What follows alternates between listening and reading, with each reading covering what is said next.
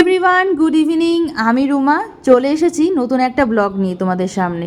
আমার এই ভিডিওটা তোমরা কোথা থেকে দেখছো অবশ্যই তোমরা কমেন্টের মাধ্যমে জানিও। আমার এই ভিডিওতে তোমাদের সবাইকে স্বাগত জানাই। তোমরা তো এখন সবাই জেনেই গেছো যে আমরা এখন হায়দ্রাবাদে থাকি, কিন্তু হায়দ্রাবাদে আসার পর থেকে খুব একটা আমরা কোথাও ঘুরতে যাইনি। তো ভাবলাম ছুটি ছিল, অভিজিতের সোমবার ঈদ ছিল, ঈদের ছুটি ছিল, বাড়িতে বসে বোর হচ্ছিলাম, তাই ভাবলাম কোথাও ঘুরে আসি। গেছিলাম হায়দ্রাবাদের কালীবাড়ি। আর এখানে যাওয়ার অনেকদিন ধরে ইচ্ছা ছিল, গুগলে অনেকবার দেখেছি, ইউটিউবে দেখেছি, তাই ভাবলাম একটু মায়ের দর্শন করে আসি।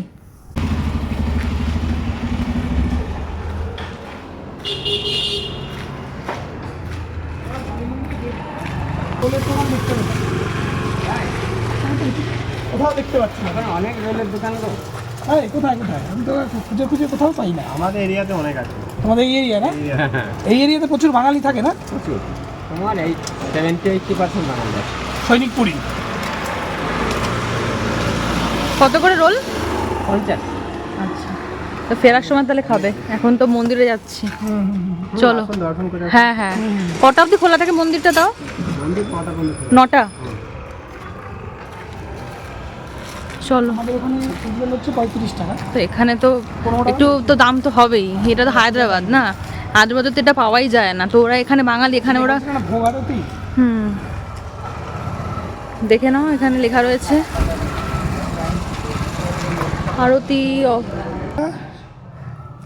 মঙ্গল আরতি 5টা থেকে। ব্রেকিং আওয়ার্স আছে 1টা থেকে 5টা। দেখো না, ভোরবেলা 5টা থেকে শুরু হচ্ছে মঙ্গল আরতি, 5টা থেকে 5:30।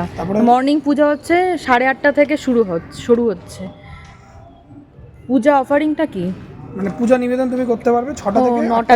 না না, 9টা লেখা রয়েছে। পুষ্পাঞ্জলি যে 9:30 থেকে।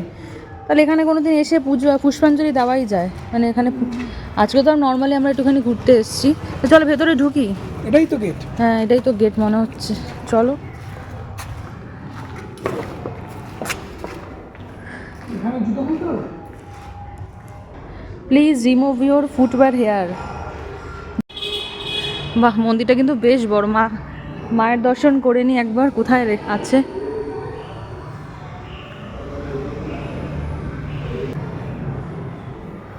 এই হলো মায়ের দর্শন।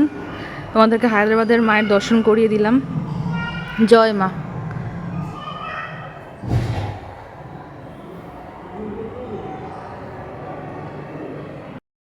এই হায়দ্রাবাদের কালী মন্দিরটা কিন্তু বেশ বড়, অনেকটাই বড় দেখলাম।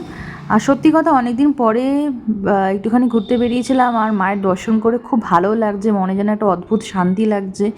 আর এখানে এসে মনে হচ্ছে যে আমরা কলকাতাতেই আছি, এটা খুব ভালো ফিলিং একটা আসছিল, বেশ ভালো লাগছিল।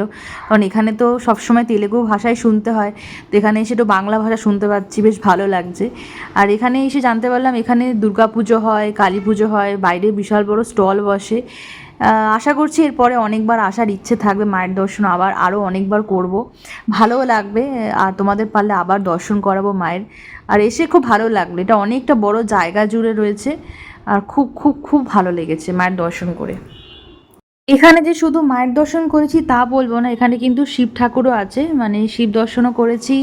আর এখানে গণপতি বাপ্পাও রয়েছে, বেশ ভালো লাগলো।